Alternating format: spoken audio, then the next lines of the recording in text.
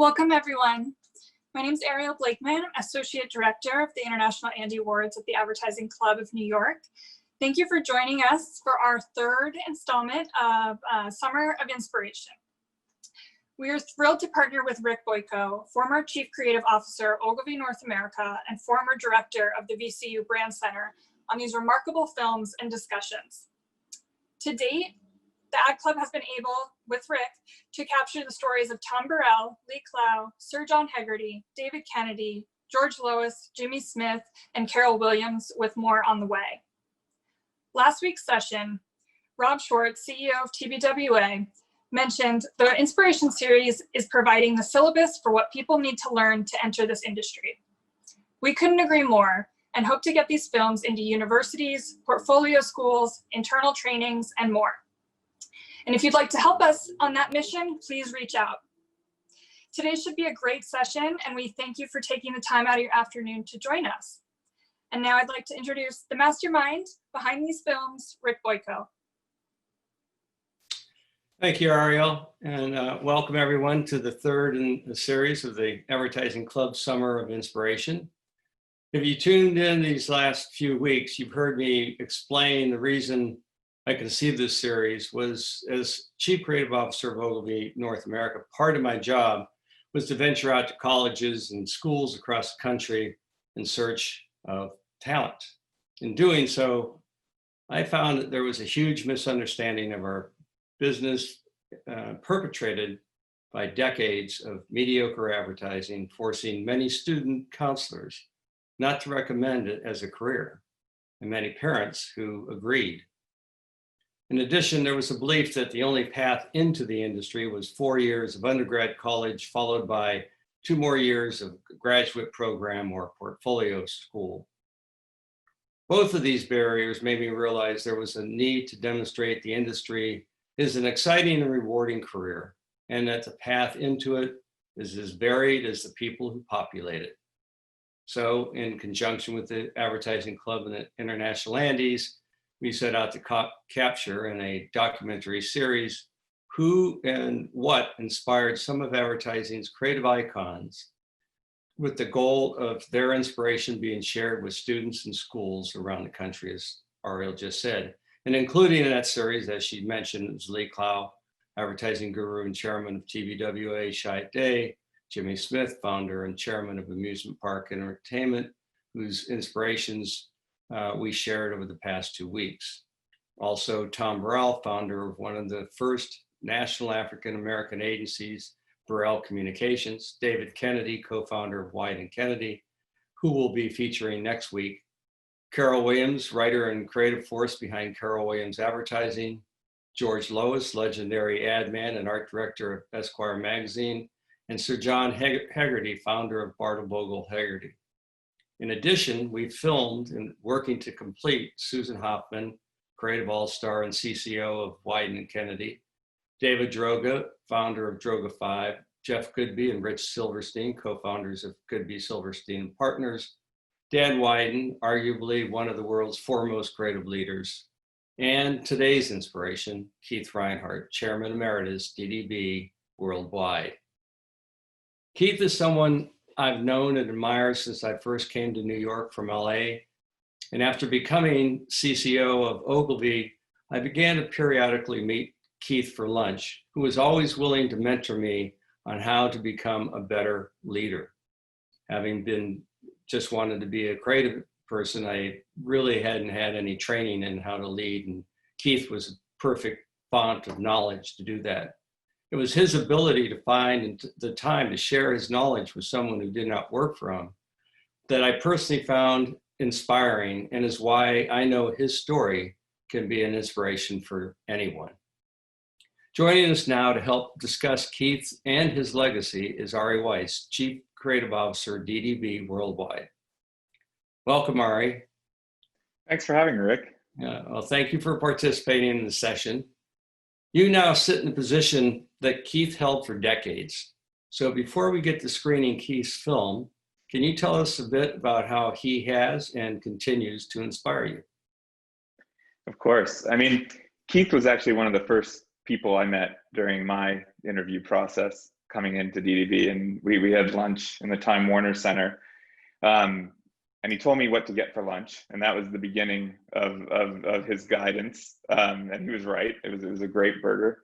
But Keith is the very DNA of DDB, and I think of creativity in general. I mean, you spoke to his generosity in your introduction. I mean, Keith is somebody who, if you are passionate about what you are doing, he will give you all of him. And Keith has done that from day one and continues to do it, now 4 years later. He would be in the office at least once a week, if not multiple times a week, when we had offices and we were doing the office thing. He cares at a level that I just quite frankly have never ever seen before. I think he cares on a human level and he cares on a professional level. And it's contagious, and it spreads around him. I mean, he defined kind of the founding principles, I think, of DDB, or at least articulated them further, as Bernbach kind of passed the torch. He has an expression that creativity is the most powerful force in business. And like any new leader coming into a leadership position, you try to beat that positioning, and you couldn't. It was impossible to beat. I mean, it was the foundation at which this agency was built, and it will be the foundation on which it continues to thrive, I think, many years from now. Keith is a huge reason I took this job, and the DNA of DDB being that kind of creative revolution maker was what excited me about this job, and Keith embodies that very, very spirit. Yeah, and to your point that he's still passionate about this business even after he's retired from the position he had. He has tuned in to the past 2 weeks sessions and commented on them. So he's still willing to listen and learn from others, and it's amazing that he cares that much and that deeply about it. So I'm sure he's listening in. So hello, Keith, and we're going to go ahead and play your film right now.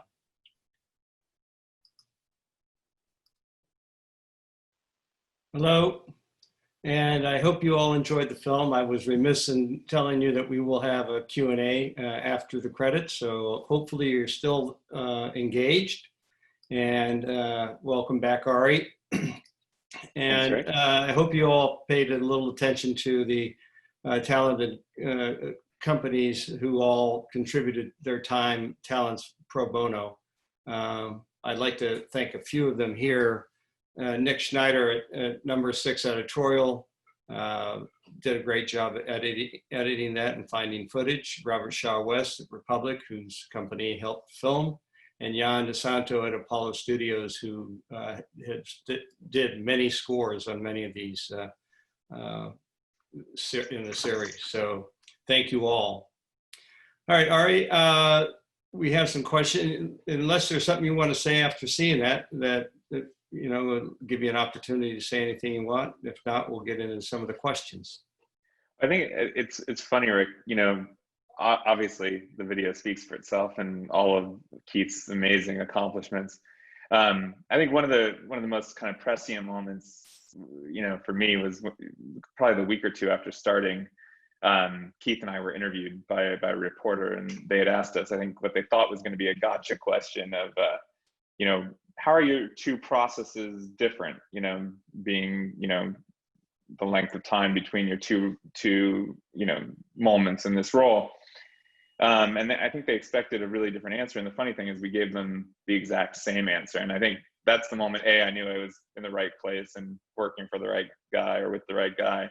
But more so how timeless, even that Bernbach quote is from the video, like the ability to persuade and convince people, through interesting and creative narratives, is timeless.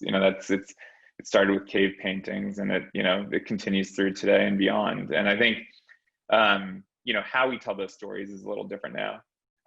But we even went through an exercise at one point. I won't bore you with the full story now, but we went through an exercise of, could we take some of the most kind of contemporary activation-based 360 campaigns that we had in market at the time and do a kind of 70s style burn back ad, you know, with them. And you could, they all translated. And you know, that's how you would have told the story in the 70s. And this is how you would tell the story in, you know, 2019 or 18 or 17, whenever we did this. But the point is, it is timeless. The tools we have changed, but the technique, the principles, I think, are timeless. Great. I totally agree. So let's go to the first question. And these are, you know, coming from some of the audience that submitted questions, and so they're pretty much right on as far as the time that we're in right now. So how are you handling messaging without sounding like others have missed the trifecta: COVID, Black Lives Matter, and election during this time? Well, I think there's probably two answers. There's kind of the philosophical answer, and then there's the kind of practical answer. I think the philosophical answer is probably what guides me through most of my career decision period, which is, you know, be authentic, be transparent, actions speak louder than words, and strive for excellence. I think kind of those are the four pillars, you know, to do this job really, really well. I think, you know, in the trifecta of the world that we're living in today, and the kind of loopiness, as Keith would say, I think, with the 2020 narrative, I think all those things are required at even greater volume, right? Like this is the telltale moment of whether, you know, the strong get stronger and the lazy get lazier, I think. And I think it really requires that kind of double down. I think let's take COVID of those topics for a moment. And you know, there were so many commercials when this kind of first came out of, these are, you know, extraordinary times and the world is tricky right now, and we understand that. Brought to you by brand A, B, C, D, E, F, G. It was all the brands. Everyone was saying similar things. And I think, you know, it's not that much different than any time there's a cultural or technological or innovation shift where early days, the messaging all looks very similar because, you know, there's a new insight in the market, right? And I think everybody reacted to that new insight in a very similar way because no one had ever reacted to this before. Over time, and this is, I think, the beauty of evolution and the beauty of creativity, is you start to see, oh, there's a pattern forming. Everybody's starting to communicate it the same way. Well, now creativity forces us to approach that problem in a different manner. And so it becomes more interesting, it becomes more differentiated, it becomes more, you know, breakthrough as the evolution and the time, you know, from gains distant from the insight, I would say. So I think, you know, it's hard. It's hard to do well right now, I think. But you know, if you can live by those kind of four pillars, I think that's how you get there. And I think in a lot of ways, it can drive you to much more interesting solutions than we could have even come to, you know, just a few months ago, because there's I think, awakening, you know, in culture right now and in the world right now that forces us to tackle some issues that we weren't ready to tackle before, or most of us weren't ready to tackle before. Absolutely. Those four pillars should be held against all of our politicians, who would probably make them better. Absolutely. So the next question, again, has to do with COVID. How it is or will COVID-19 impact positively or negatively the creative culture in agencies, short-term and long-term? Yeah, again, I think you're going to see both. You're going to see positive growth and negative growth. I think the people who had strong relationships prior, a lot of those relationships I've seen deepening in a more meaningful way than we could have ever anticipated. I think there's a little bit of a, you know, being in the foxhole syndrome of, you know, you're working together under pretty challenging circumstances, and if you get through that together with this group, or with your clients, with your agency partners, with your production partners, with your business partners, there's a bond there because you've been through something very, very challenging. And I think when you rise to that occasion, the culture can get, you know, even stronger. On the flip side, of course, you know, the distance, you know, the lack of be able to look somebody in the eyes, to sit across a couch from somebody, to, understand that somebody's really upset, because that's more visible sometimes than when you're in person than when you're, over Zoom. Those things we're suffering from, and those are real struggles right now. So I would say, on the one hand, the struggle has made us stronger and more empathetic. But I think, as a negative, humans need to be around humans, and this is a challenging time to be away from your partners and your family. We talked about this a little bit when we spoke earlier this week. And I think that, a real negative right now is also just the fact that everybody's sort of time is open to be called upon 24/7. I witnessed it myself through my daughter, and seeing how hard she had to work constantly on call with no real downtime. And do you see a way of being able to balance that? Is there a way for the agency to sort of put some restrictions on time? And when I was in the business, there wasn't the ability to do all that. And so when I went home, I could still think about work, but I was not on call 24/7. I would say yes. My wife would probably say no. I love this job, and I at times, probably dive too deeply into it, to be perfectly honest.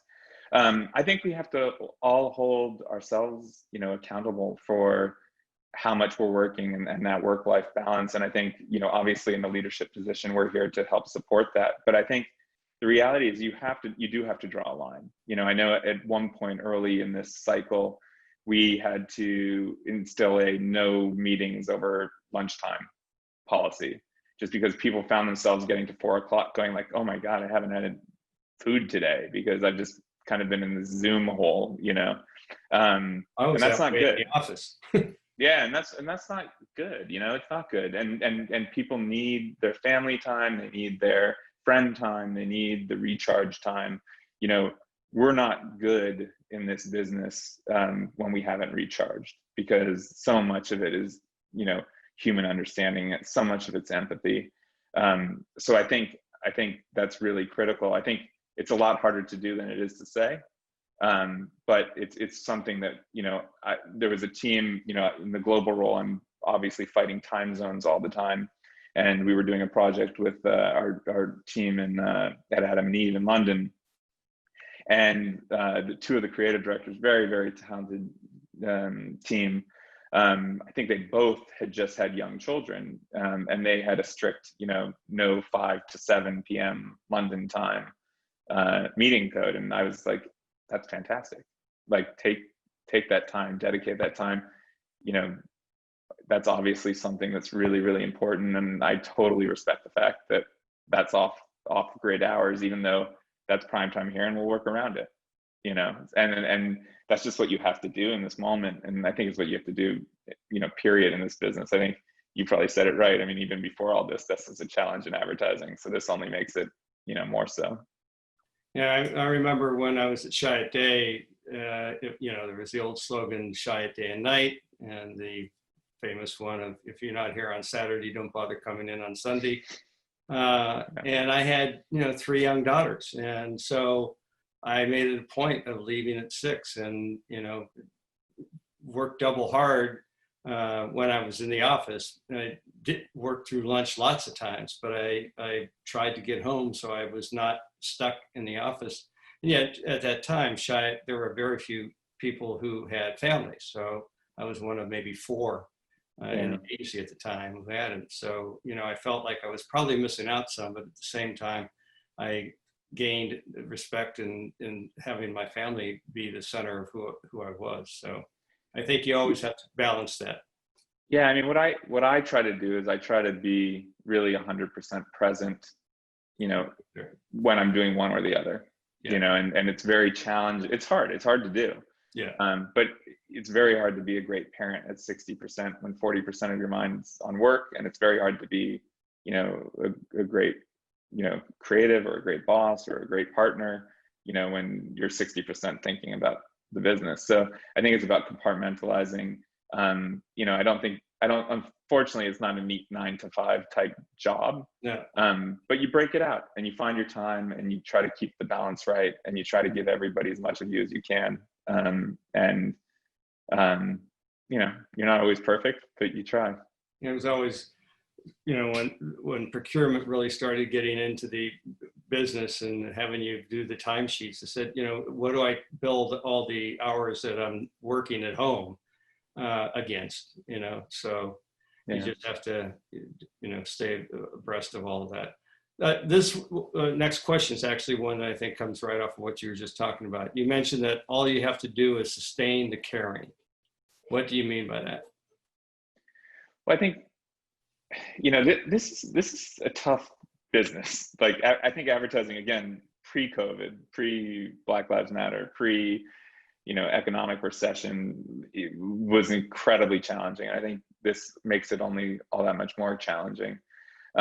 It's a resilience game, advertising. It's can you get knocked down and get back up? It's Keith's loop illustration. I think that sums it up perfectly.